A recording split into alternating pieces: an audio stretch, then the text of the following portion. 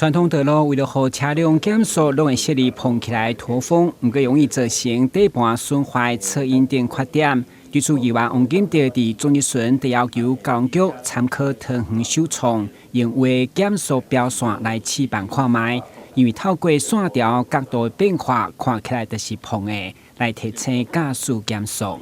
过去咱拢用迄种凸起来迄种嘛。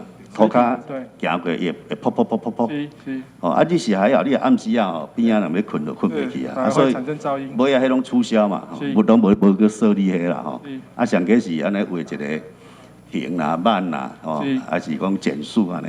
但是就一个建议，讲是毋是，应来用桃园安尼吼来试看嘛，看效果如何吼。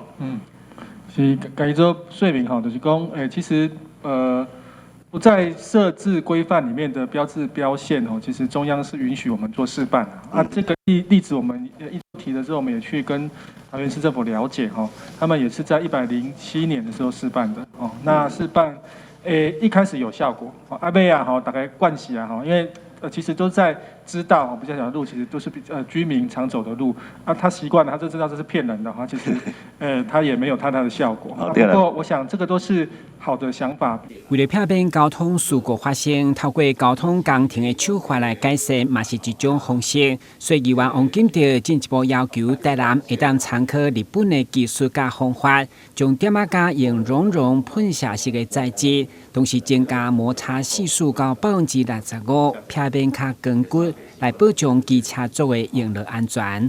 台南新闻，军事林根采访报道。